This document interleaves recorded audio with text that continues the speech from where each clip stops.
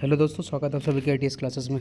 आज आपका 8 अप्रैल और 8 अप्रैल में जो हम लोग डिस्कस करने वाले हैं जनरल अवेयरनेस के 10 एमसीक्यू जो आपके प्रीवियस ईयर के क्वेश्चंस मिलेंगे रेलवे के एग्ज़ाम्स में जो आए हुए हैं। जो भी candidate RRB JE LB technicians की प्रिपरेशन कर रहे हैं उन लोगों के लिए बहुत ही एक आपको बूस्टअप मिलने वाला है इस डिस्कशन से।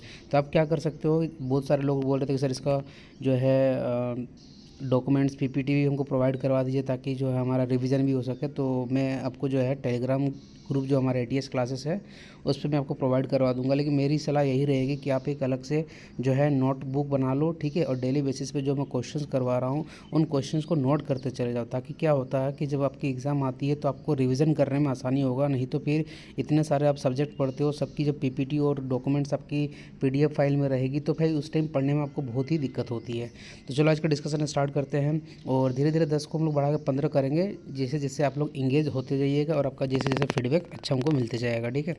क्वेश्चन नंबर देखो, ये फर्स्ट है, इसमें क्या भले 2 लिखा हुआ लेकिन हमारे लिए फर्स्ट अभी है कि against which act Mahatma Gandhi asked people to observe 6 April 1919 as a day of non violence opposition.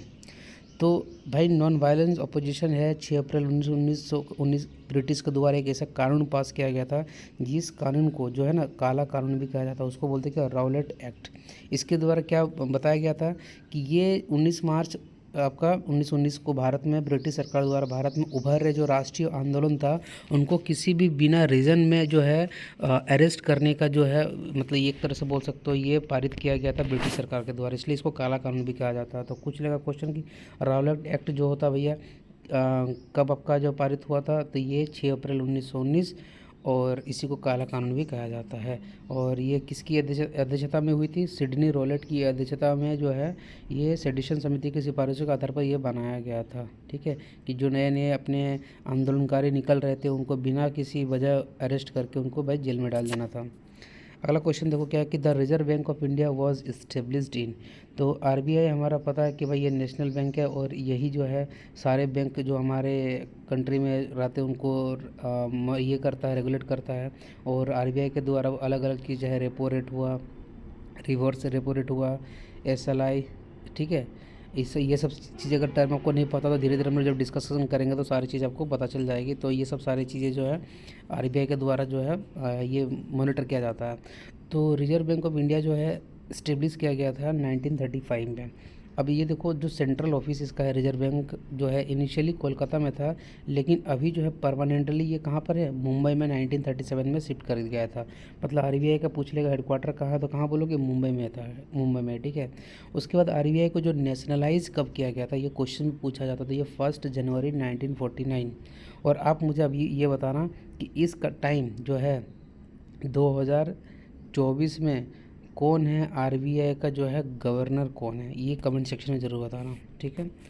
चलो नेक्स्ट क्वेश्चन है which of the following is an example of man made fibre. तो देखो 2 तरह का फाइबर होते हैं, एक होता है नेचुरल फाइबर, एक होता है कि इंसानों के द्वारा फाइबर जिसको बोलते हैं मैन मेड फाइबर। तो नेचुरल फाइबर भी दो चीज़ों से हमको मिलती है, एक तो एनिमल से मिलता है, एक आपका प्लांट से मिलता है। जैसे कि एनिमल से जो मिलता है तो आपका सीप हो गया जिससे हम ऊल बोलते हैं, ऊन वगैरह होता है, सिल्क हो गया देख सकते हो, और इसके बाद आपका कॉटन और लिनन, ये सब सारे नेचुरल फाइबर आपको मिलते हैं जिससे कपड़े वगैरह बनाते हो, ठीक है।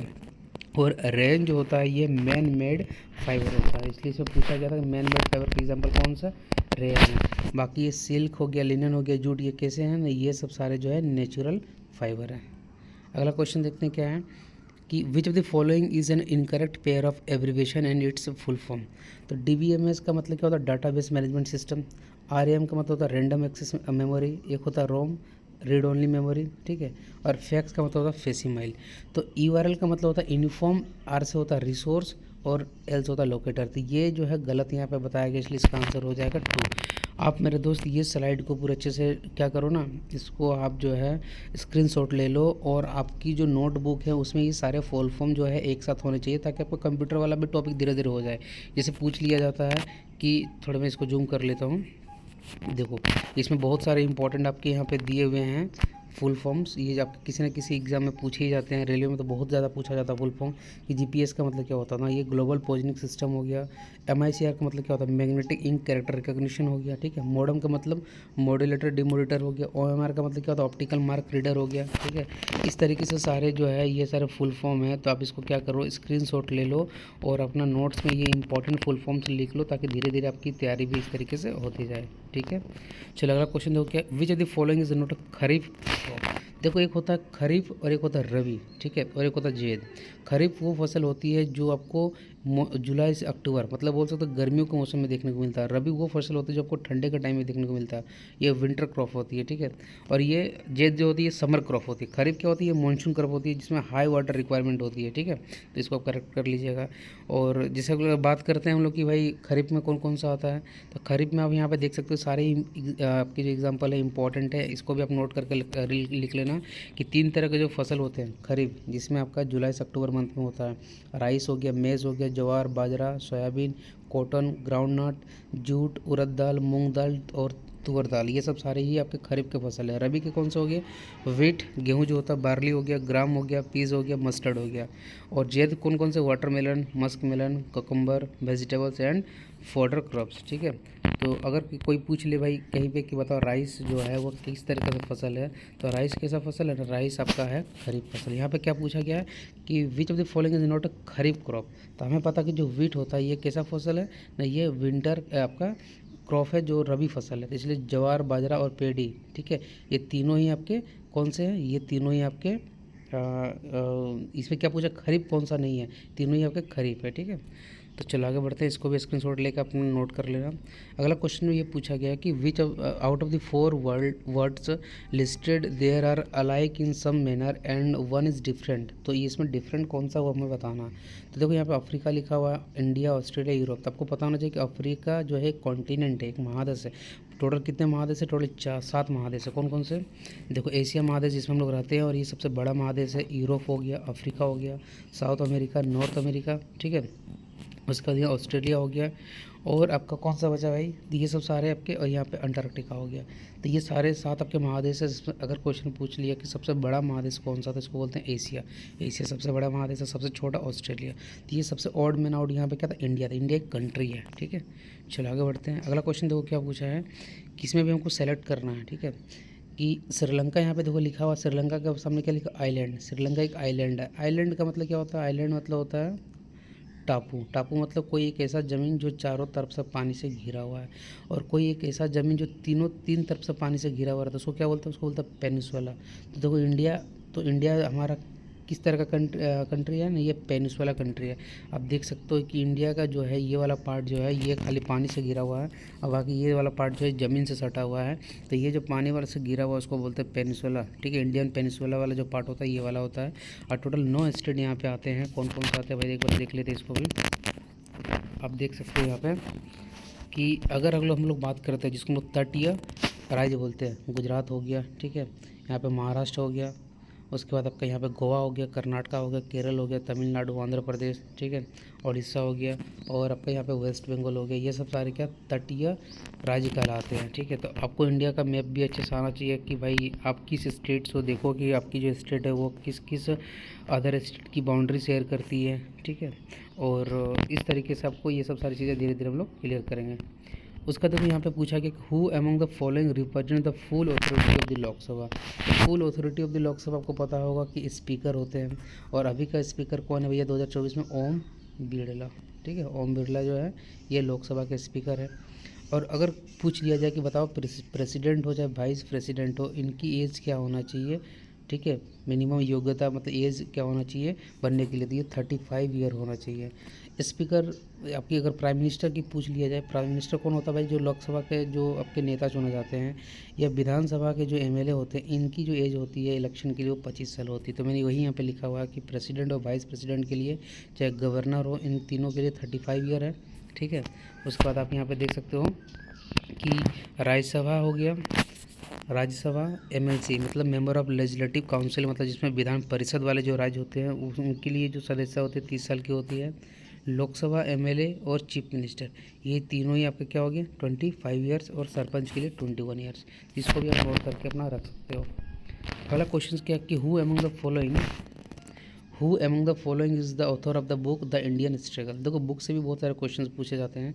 तो द इंडियन स्ट्रगल जो है सुभाष चंद्र बोस के द्वारा जो है ये चीज़ लिखा गया था कि जवाहरलाल नेहरू भी जो है हमारे इंडिया के फर्स्ट प्राइम मिनिस्टर थे। उन्होंने कौन सी बुक लिखी थी? The discovery of India. ठीक है, उसके बाद देखो यहाँ पे क्या, when it comes to backs on Mahatma Gandhi nothing can beat his classical autobiography. Autobiography का मतलब, ऑटो मतलब क्या होता है भाई? खुद से लिखना, और बायोग्राफी मतलब कि किसी आदमी के जो जीवनी यहाँ होता है वो दूसरे के द्वारा लिखा गया। ऑटो मतलब ऑटोमेटिक मतलब क्या, खुद से द्वारा लिखा गया है। तो ये जो है महात्मा गांधी के द्वारा the story of my experiments with truth जो है ये महात्मा गांधी का ऑटोबायोग्राफी है, जिन्होंने उन्होंने खुद ही लिखा था। ठीक है, तो ये इसके आपके आंसर होगी इस क्वेश्चन में। आपको पता होना चाहिए कि भाई जो हमारे मौलाना अबुल कलाम आज़ाद आपका जो यहाँ पे जो पहले पूर्व हमारे राष्ट्रपति रह चुके हैं अब्दुल कलाम आज़ाद, उनकी कौन कौन सी जो है बुक थी वो सब सारा चीज़ आपको एक जगह नोट करके लिखना चाहिए। अब यहाँ पे क्या है कि द सिपोई म्यूटिनी और first war of independence against British rule took place in the year. तो ये 1857 में जो क्रांति जो है ब्रिटिश के द्वारा हमारा पहला लड़ाई लड़ा गया था। तो ये टोटल हमारे क्वेश्चंस हो गए हैं जो मैंने अभी यहाँ पे डिस्कस किया है। इसको आप नोट कर लेना। ठीक है, बहुत आपके लिए बेनिफिट रहेगा कि भाई रावलेट एक्ट कब का है ना, 6 अप्रैल 1919 को है। इसको हम लोग काला कानून भी क्यों कहते हैं? क्योंकि इसमें बिना किसी मतलब बात का जो है पकड़ के जेल में डाला जा रहा था हमारे जो भी राष्ट्रीय आंदोलनकारी थे। रिजर्व बैंक ऑफ इंडिया जो है 1935 में इस्टेब्लिश किया गया था, लेकिन इसको नेशनलाइज कब किया गया? 1 जनवरी 1949। ठीक है, और आपको बताना है कि अभी भाई कितने नंबर के गवर्नर जो है आरबीआई के, और उनका नाम क्या है, कमेंट करके बताना। मैन मेड फाइबर जो है रेयन हो गया, बाकी सब सारे जो है सिल्क, लिनन, जूट, ये सब सारे आपके नेचुरल फाइबर्स हो गए। यूआरएल का मतलब होता है यूनिफॉर्म रिसोर्स लोकेटर। तो यहाँ पे गलत ऑप्शन हमको खोजना था, तो ये बता दिया मैंने, और बाकी सारे का आप यहाँ पे नोट कर सकते हो अपने नोटबुक में। खरीफ फसल कौन फसल होती है? खरीफ फसल एक ऐसी फसल होती है जो जुलाई से अक्टूबर के मंथ में होती है। ठीक है, तो ये पूछा था कौन सी खरीफ नहीं है, तो वीट हो गया जो रबी फसल है। बाकी राइस हो गया आपका, यहाँ पे देख सकते हो मेज़, जावरा, ये सब सारे आपके खरीफ फसल हैं। उसके बाद यहाँ पूछा गया था कि ऑड मैन आउट। तो यहाँ पे इंडिया एक कंट्री है, बाकी सारे कॉन्टिनेंट है। सबसे बड़ा जो कॉन्टिनेंट महादेश एशिया, सबसे छोटा ऑस्ट्रेलिया है। टोटल पूरे हमारे वर्ल्ड में जो है 7 कॉन्टिनेंट है। उसके बाद यहाँ पे पूछा गया कि अगर श्रीलंका एक आइलैंड वाली कंट्री है, देखो श्रीलंका यहाँ पर है, चारों तरफ से पानी में घिरा हुआ था। इंडिया कैसा है? इंडिया एक पेनिनसुला कंट्री है, क्योंकि ये 3 तरफ से पानी में घिरा हुआ है। जो अथॉरिटी रिप्रेजेंट करते हैं, अथॉरिटी का पे लोकसभा में, उनको हम लोग क्या बोलते हैं? स्पीकर बोलते हैं। और चाहे प्रेसिडेंट हो, वाइस प्रेसिडेंट हो, गवर्नर हो, उनके लिए मिनिमम एज जो होती है इलेक्शन के लिए 35 ईयर्स होता है। राज्यसभा के मेंबर हो, चाहे आपके विधान परिषद जिसमें मेंबर ऑफ लेजिस्लेटिव काउंसिल बोलते हैं, उनके लिए 30 ईयर। और लोकसभा एमएलए चीफ मिनिस्टर के लिए 25 साल और सरपंच के लिए 21 साल। तो सुभाष चंद्र बोस के द्वारा जो है बुक लिखी गई थी the Indian struggle. The discovery of India जो है जवाहरलाल नेहरू के द्वारा लिखी गई है। और the story of my experiments with truth जो है महात्मा गांधी की अपनी ऑटोबायोग्राफी है। और ये फर्स्ट जो है हमने वार जो है ब्रिटिश के खिलाफ 1857 में लड़ा था। चलो ये हमारे क्वेश्चंस पे धीरे धीरे क्वेश्चंस जो है हम लोग नंबर बढ़ाएंगे भी, लेकिन आप फीडबैक ज़रूर देना और कैसा लग रहा लेक्चर मेरे को ज़रूर बताना। लेकिन आपको मैंने जो बताया एक सेपरेट इसका नोट रखना, जो क्वेश्चंस मैं करवाता हूँ उसको बाकायदे लिखना और उसका आंसर लिखना, ताकि आपके रिवीजन में ये सारी चीज़ें आसानी हो जाए। चलिए फिर मिलते हैं किसी नेक्स्ट वीडियो में। So guys, thanks for watching this video.